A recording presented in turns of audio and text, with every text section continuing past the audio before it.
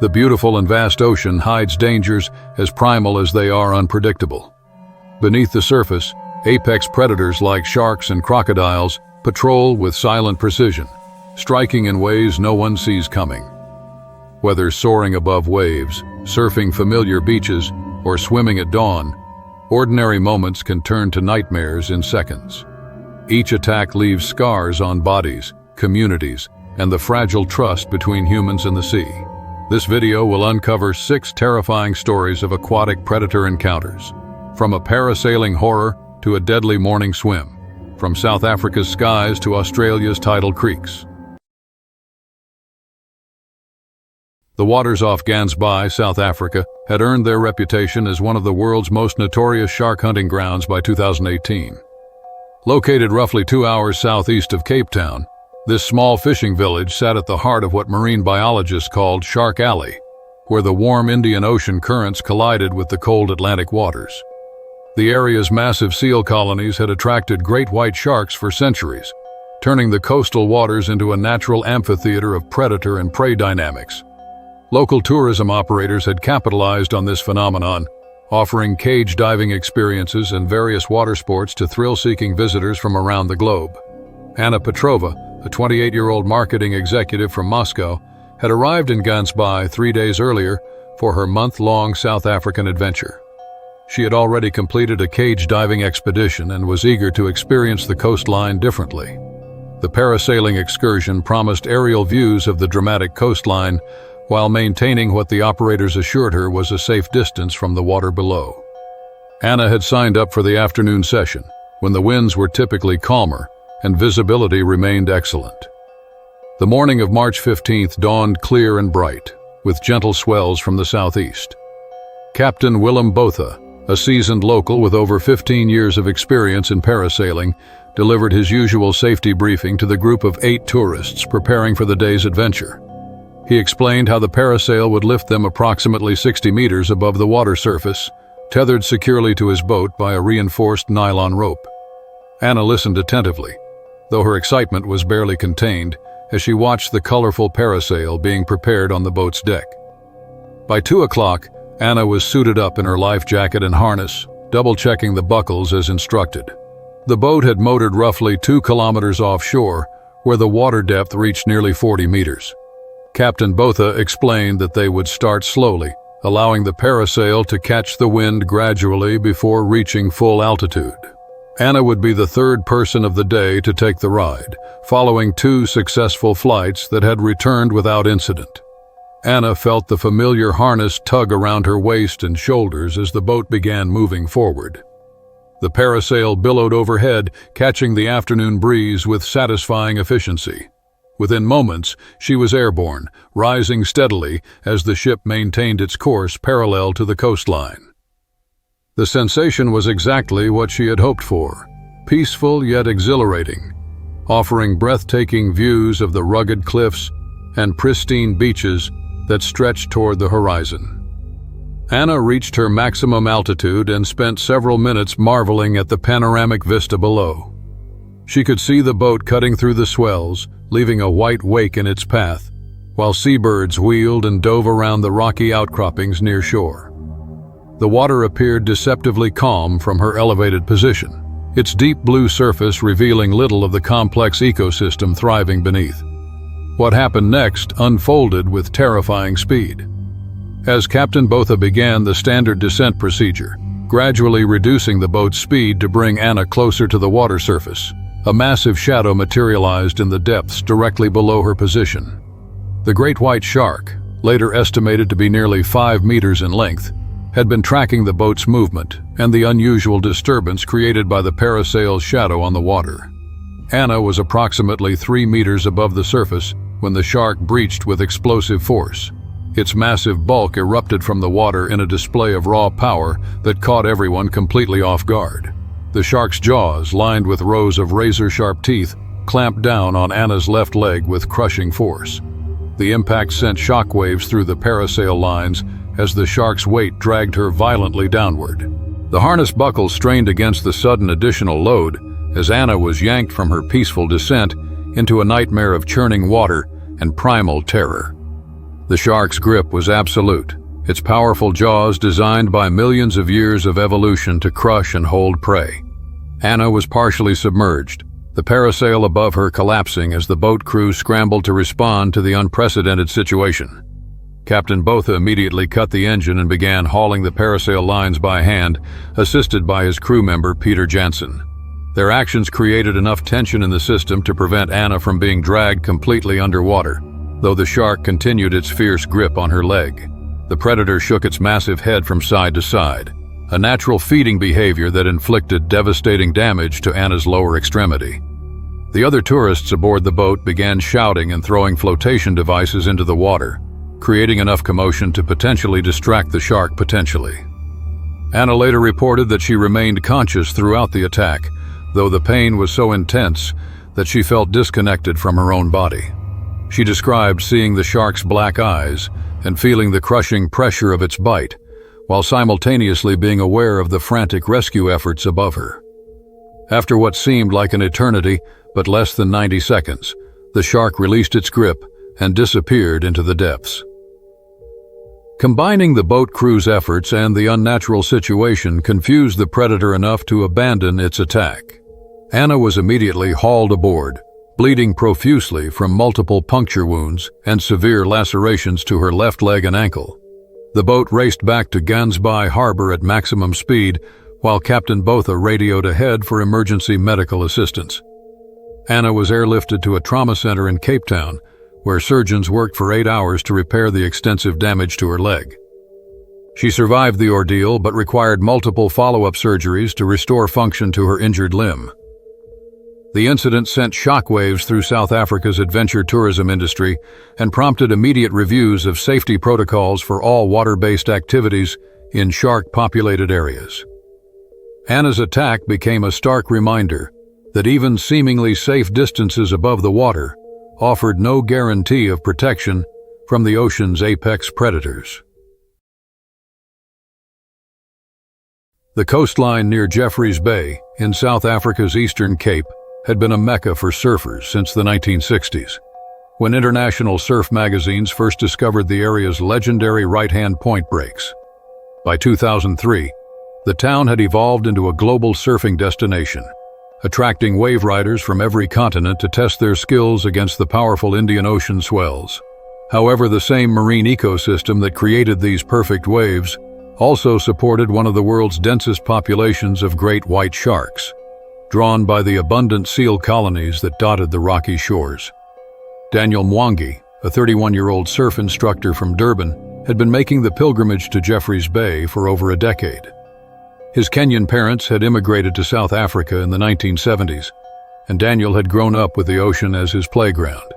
He possessed wave knowledge that only came from thousands of hours in the water, able to read subtle changes in swell direction and timing that escaped less experienced surfers. His reputation for fearless surfing in challenging conditions had earned him respect throughout the South African surf community. The morning of April 8, 2003, presented ideal conditions for surfing. A powerful storm system had swept through the region 2 days earlier, sending steady 4-meter swells rolling into Jeffreys Bay with near-mechanical precision.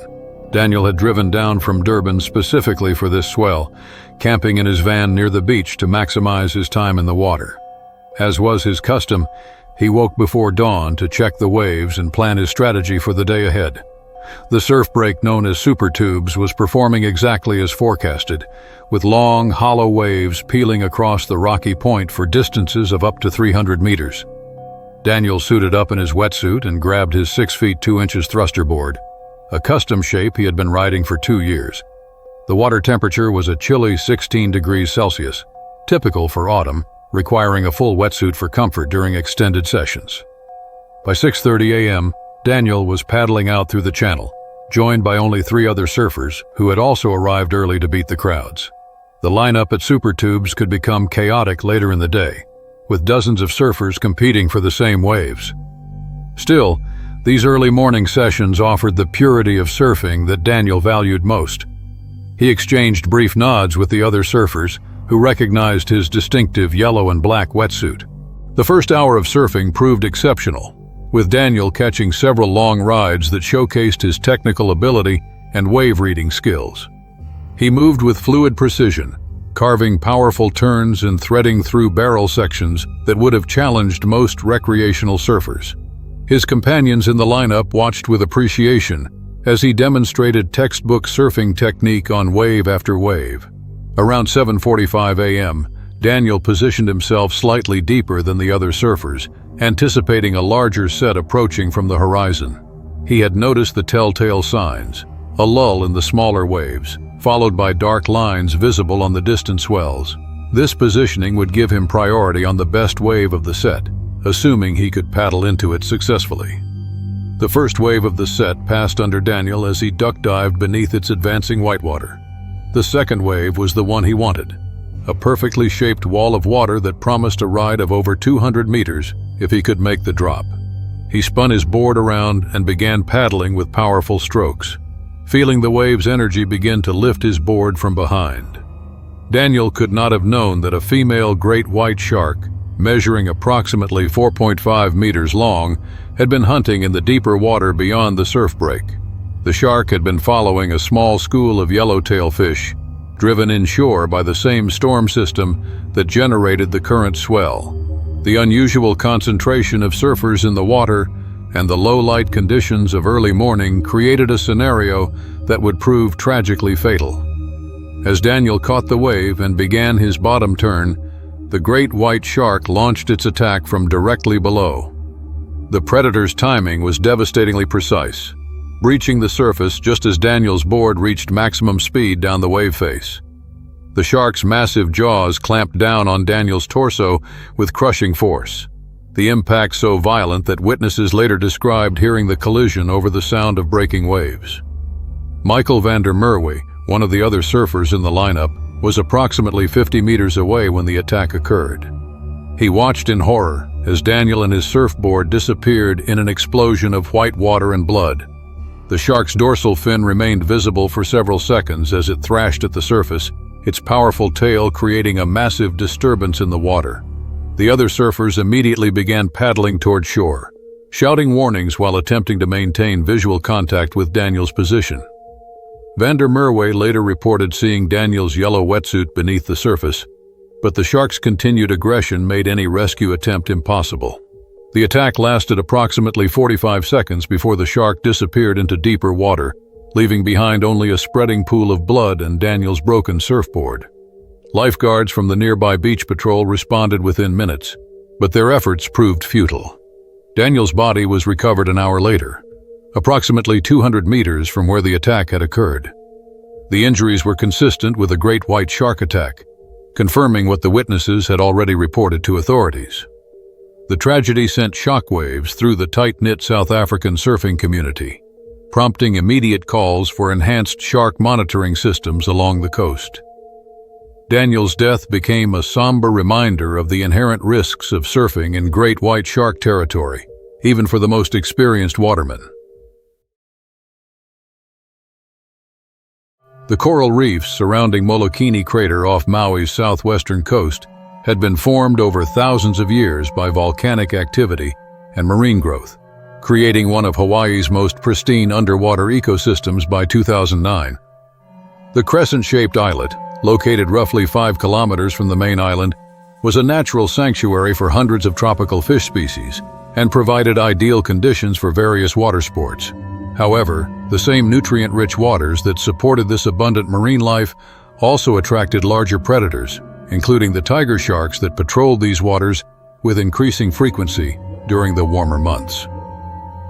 Maya Kanoa, a 29-year-old surf instructor from Lahaina, had been paddleboarding in Hawaiian waters for over 8 years. Her mixed Hawaiian and Portuguese heritage connected her deeply to the ocean, and she intuitively understood marine conditions that came from generations of island living. Maya operated a small surf school catering to tourists. Still, she often escaped to more remote locations for her personal water time, seeking the solitude and challenge these pristine areas provided. The morning of September 12, 2009, found Maya launching her 11-foot stand-up paddleboard from a secluded beach near Wailea. She chose this location because it offered direct access to the outer reef systems without the crowds that typically gathered at more popular launch sites. The conditions were nearly perfect. Light offshore winds, crystal clear visibility extending to depths of over 30 meters, and water temperatures hovering around 26 degrees Celsius. Maya planned to paddle approximately 2 kilometers offshore to explore a section of reef she had discovered several months earlier. The area featured dramatic coral formations and caverns that attracted schools of tropical fish, making it ideal for underwater photography. She carried a waterproof camera in her deck bag, hoping to capture images of the green sea turtles that frequent the deeper sections of the reef. The paddle out took roughly 45 minutes, with Maya maintaining a steady rhythm to conserve her energy for the longer session she had planned. As she approached the reef area, she could see the telltale signs of healthy coral growth. The watercolor shifted from deep blue to lighter shades of turquoise, indicating the shallower depths where sunlight could penetrate to support photosynthesis in the coral polyps. Maya anchored her board using a small sea anchor and began her photography session, lying prone on the board to get closer to the water surface. The reef was performing exactly as expected, with schools of yellow tangs, butterfly fish, and wrasses creating a constantly moving kaleidoscope of color below her position. She had been photographing for approximately 30 minutes when she noticed a subtle change in the behavior of the fish below. The smaller reef fish began to disperse rapidly, seeking shelter in the coral formations with the kind of urgency that typically indicated the presence of a larger predator. Maya sat up on her board and scanned the surrounding water, her years of ocean experience having taught her to recognize these warning signs. Initially, she saw nothing unusual, but her instincts told her to remain alert. The tiger shark approached from the deeper water beyond the reef, its distinctive striped pattern providing perfect camouflage among the shifting shadows created by the coral formations. The predator, measuring approximately 3.5 meters in length, had been attracted by the unusual disturbance created by Maya's paddleboard on the surface. Tiger sharks were known for their curiosity and willingness to investigate unfamiliar objects, particularly in their established hunting territories. Maya's first indication of danger came when she noticed a large shadow moving beneath her board. She leaned forward to get a better look, assuming it might be a large ray or turtle, when the tiger shark struck with explosive force. The predator's jaws clamped down on her left thigh, just above the knee, with crushing pressure that sent waves of shock through her entire body. The impact nearly knocked Maya off her board, but her years of balance training allowed her to maintain her position while grabbing her paddle with both hands. She immediately began striking the shark's head and gills with powerful overhead swings, drawing on every ounce of strength she possessed. The paddle's carbon fiber blade proved effective, forcing the shark to release its grip after approximately 15 seconds of fierce struggle. Maya assumed the danger had passed and began assessing her injuries, which were bleeding heavily but did not appear life-threatening. She was preparing to paddle back to shore when the tiger shark attacked again, this time targeting her right calf with even greater aggression. The second strike was more violent, with the shark using its powerful tail to drive its body weight into the attack. This time, Maya was partially pulled from her board, finding herself in the water alongside the shark while maintaining a grip on her paddle. She continued her defensive strikes while kicking with her uninjured leg, creating as much disturbance as possible in the water around her. The shark's behavior seemed increasingly agitated, possibly due to the taste of blood in the water or the continued resistance Maya was providing. Two recreational snorkelers, Thomas Chen and Sarah Rodriguez, who had been exploring the reef from a nearby boat, witnessed the second attack and immediately began paddling toward Maya's position. They created additional noise and splashing while approaching, confusing the tiger shark enough to cause it to break off its attack. The shark circled again before disappearing into the deeper water beyond the reef. Chen and Rodriguez managed to help Maya back onto her paddleboard and provided immediate first aid using supplies from their boat. The wounds on her thigh and calf were deep but had missed major arteries, likely due to the protective effect of her quick defensive actions. They radioed the Coast Guard for emergency evacuation while maintaining pressure on Maya's injuries. Maya was transported to a memorial medical center in Maui, where she required extensive surgery to repair muscle and tissue damage from both shark bites. Her recovery took several months, but she eventually returned to the water, though with a heightened respect for the potential dangers lurking beneath Hawaii's pristine surface. The double attack became a significant case study for marine biologists studying tiger shark behavior. Multiple strikes during a single encounter were relatively uncommon, but they demonstrated the species' persistent hunting instincts when investigating potential prey items. The Gulf of Panama had been a crucial shipping corridor for centuries, but by 1997, the region's waters had also become notorious for their aggressive bull shark populations. These powerful predators thrived in the warm, murky waters where the Pacific Ocean mixed with numerous river systems flowing down from the Central American mountains. The area's complex current patterns and abundant food sources created ideal hunting conditions for bull sharks, which were known for their territorial behavior and willingness to attack in shallow waters. The small charter aircraft that departed from Panama City on the morning of August 23, 1997, was carrying 4 passengers on what should have been a routine flight to the coastal resort town of Bocas del Toro. The pilot, Captain Eduardo Morales, had been flying these routes for 12 years and was familiar with the unpredictable weather patterns that could develop over the Gulf. However, mechanical problems with the plane's single engine would soon turn the scenic flight into a desperate struggle for survival. Among the passengers was Natalia Rivas, a 35-year-old environmental journalist from Colombia, traveling to research a story about sea turtle conservation efforts along Panama's Caribbean coast. She had recently completed assignments in some of the world's most remote locations and was comfortable with the risks associated with small aircraft travel in developing countries. Natalia was accompanied by 3 other passengers: Dr. James Mitchell, a marine biologist from the United States, Rosa Delgado, a local tourism coordinator, and Philippe Dubois, a French photographer. Approximately 45 minutes into the flight, Captain Morales noticed unusual vibrations from the engine compartment. The aircraft was flying at 3,000 meters altitude over the open waters of the Gulf when the engine began experiencing severe power fluctuations. Morales immediately radioed Panama City Air Traffic Control to report the mechanical problems and request clearance for an emergency return to the airport. The engine failure occurred rapidly, giving Captain Morales less than 8 minutes to prepare for an emergency water landing. He instructed the passengers to secure their life jackets and assume crash positions while he searched for the calmest section of water within gliding distance. The aircraft had basic emergency equipment, including a life raft, emergency radio beacon, and first aid supplies. The impact with the water was violent but survivable, with the aircraft's fuselage remaining intact long enough for all 5 occupants to escape through the emergency exits. Captain Morales had managed to land the plane in relatively shallow water, approximately 15 kilometers from the nearest coastline. The aircraft began sinking immediately, but the passengers and crew had sufficient time to retrieve the emergency life raft and radio equipment before disappearing beneath the surface.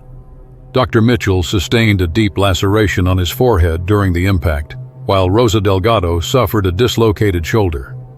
Natalia and Philippe appeared to have escaped serious injury, though all 4 passengers suffered cuts and bruises.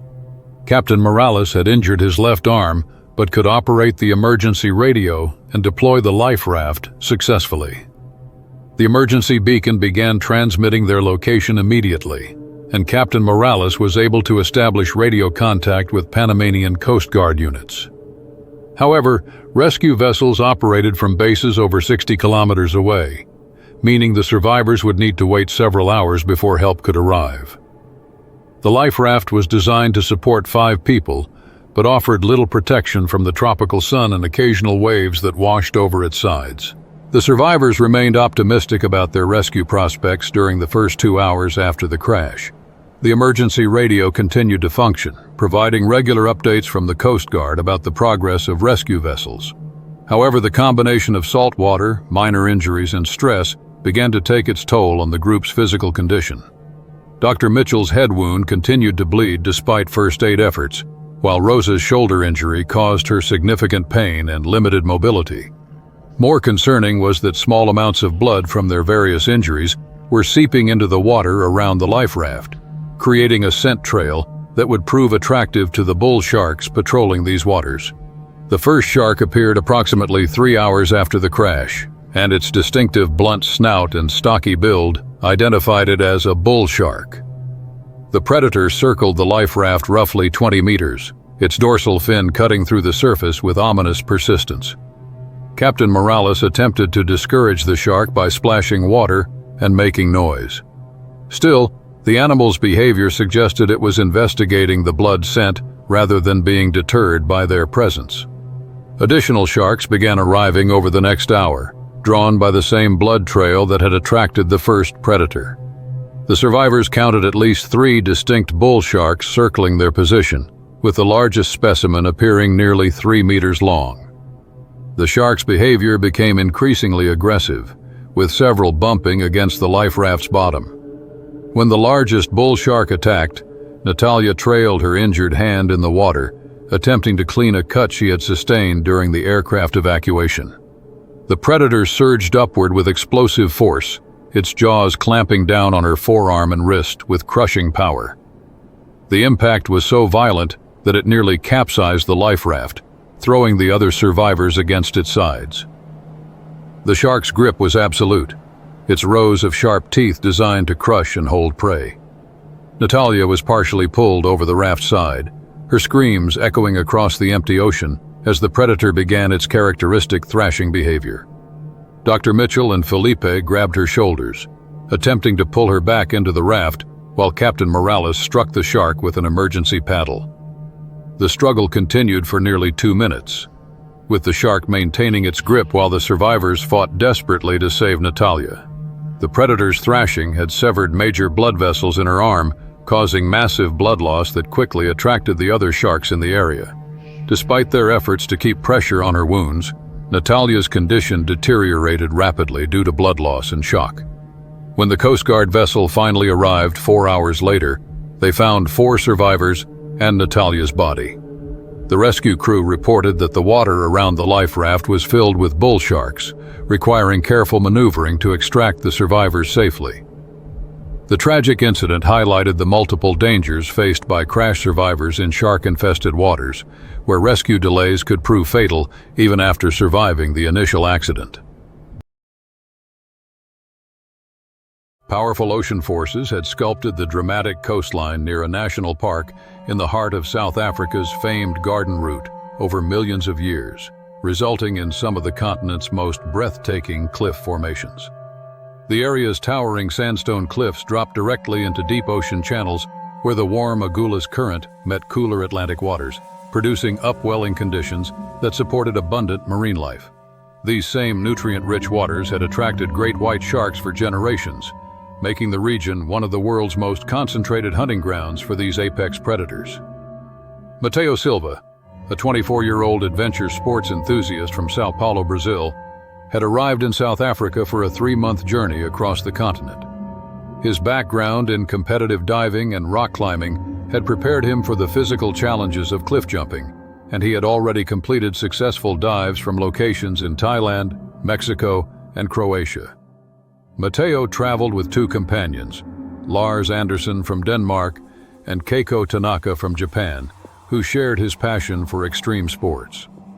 The morning of November 18, 2012, presented ideal conditions for cliff diving at the remote location the trio had scouted the previous day. The jump site featured a 15-meter vertical drop into a deep channel where the water depth exceeded 25 meters, providing adequate clearance for safe entry. Ocean conditions were nearly perfect, with minimal wind and excellent visibility extending to depths of over 20 meters. The water temperature was approximately 18 degrees Celsius, comfortable enough for brief immersion without wetsuits. Mateo had studied the jump site carefully, timing the wave patterns and currents to identify the safest entry points.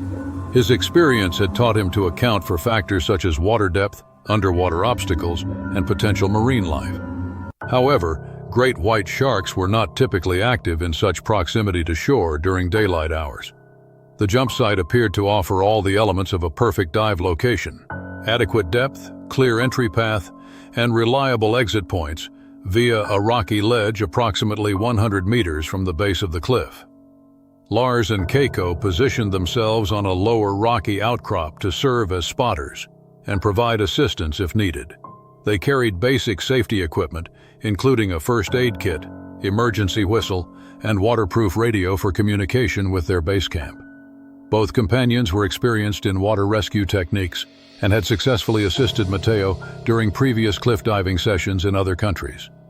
The first jump of the day went exactly as planned, with Matteo executing a clean entry and surfacing quickly to signal his safety to his companions.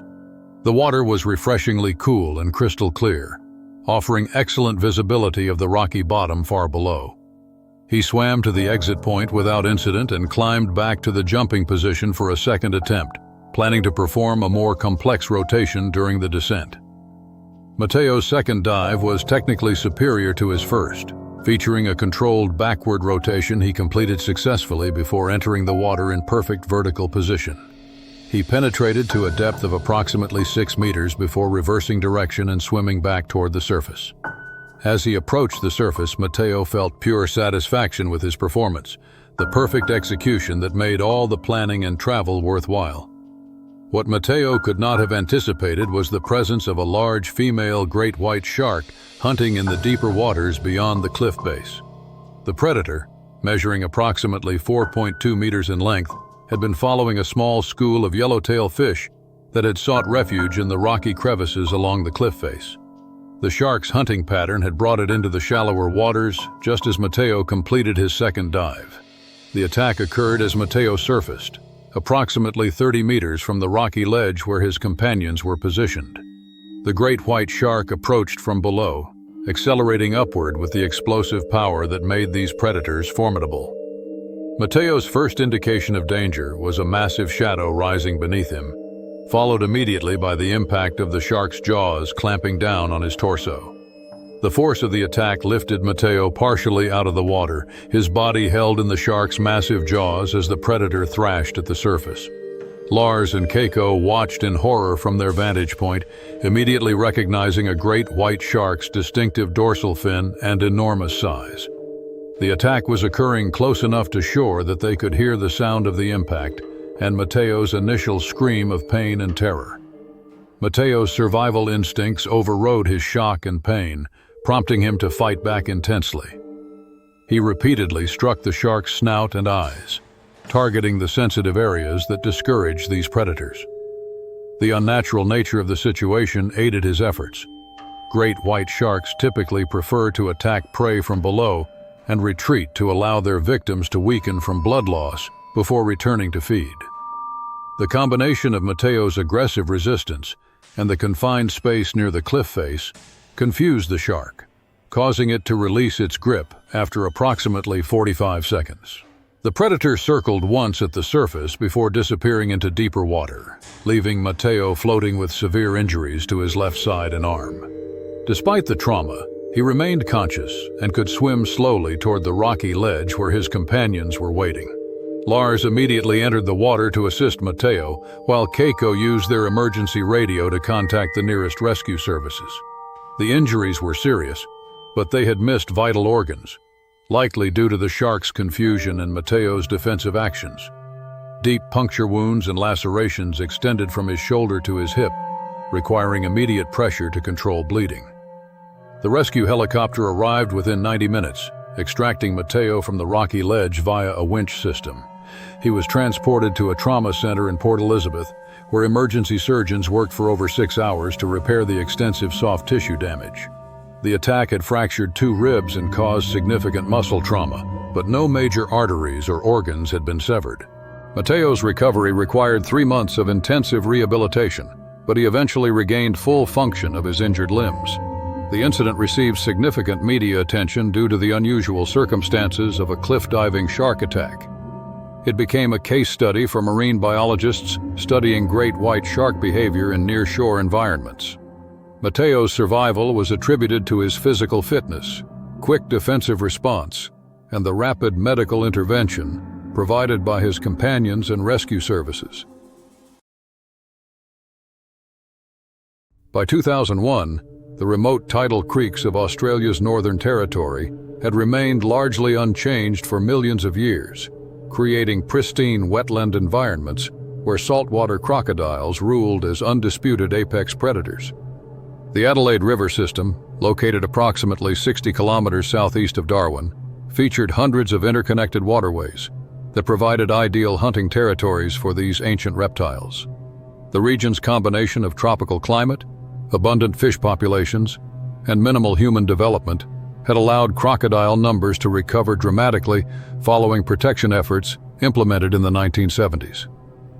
Ella Thompson, a 36-year-old eco-tourist from Melbourne, had arrived in the Northern Territory for a month-long wildlife photography expedition.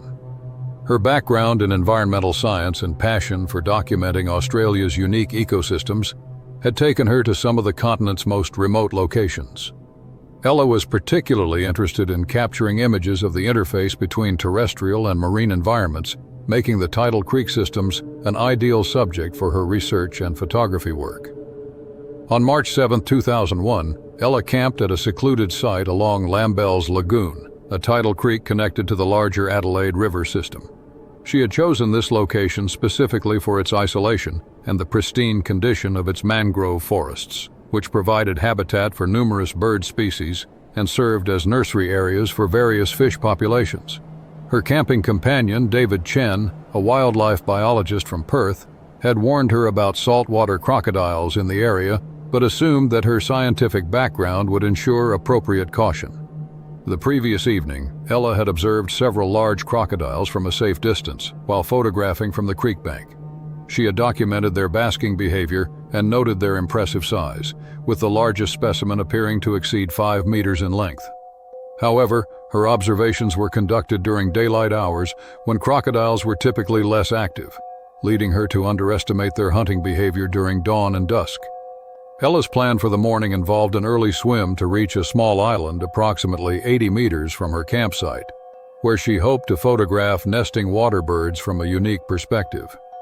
The tidal conditions were favorable for swimming, with the incoming tide providing adequate water depth while minimizing current strength. She had calculated that the round trip would take less than 30 minutes, allowing her to return before the day's heat made outdoor activities uncomfortable. David Chen had departed the campsite before dawn to conduct bird surveys several kilometers upstream, leaving Ella alone with her photography equipment and safety gear. She had promised to remain within sight of the campsite and to use extreme caution near the water. However, her excitement about the photographic opportunities had begun to override her usual scientific prudence. At approximately 6:15 a.m., Ella entered the creek from a shallow area near her tent, wearing a lightweight wetsuit and carrying her camera equipment in a waterproof housing. The water was pleasantly warm at 24 degrees Celsius, and visibility was excellent in the clear morning light. She began swimming with confident strokes toward the small island, maintaining a steady pace that would conserve energy for the photography session ahead.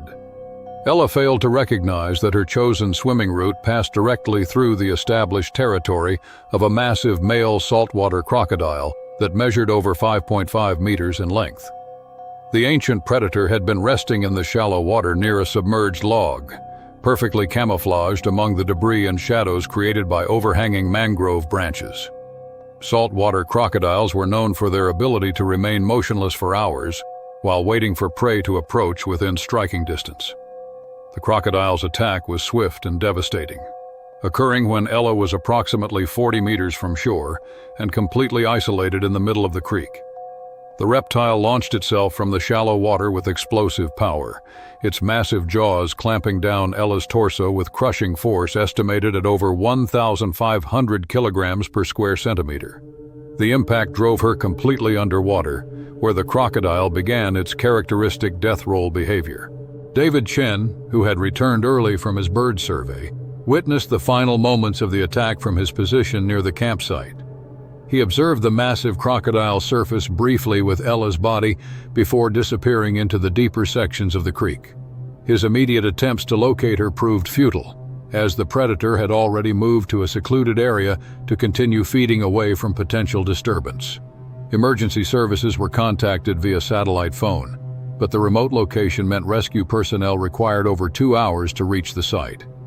Professional crocodile hunters and wildlife rangers extensively searched the creek system, eventually locating partial remains approximately 500 meters downstream from the attack site. The evidence confirmed that Ella had been killed by one of the largest saltwater crocodiles documented in the region.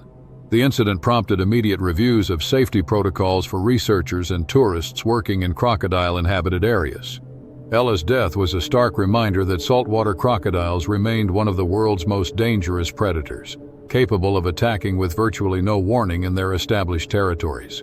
The tragedy highlighted the importance of maintaining safe distances from water bodies that contain these ancient apex predators. Local Aboriginal communities had long respected saltwater crocodiles' power and territorial nature, incorporating this knowledge into traditional hunting and fishing practices. Ella's death reinforced the need for modern visitors to understand and respect these traditional warnings about crocodile behavior and habitat preferences. The investigation into the attack revealed that the responsible crocodile was likely the same individual sighted in the area for over a decade. This suggests that mature male crocodiles establish and defend specific territories with deadly efficiency. Wildlife authorities decided to remove the animal from the system, though this action sparked debate about the balance between human safety and crocodile conservation in northern Australia's remote waterways.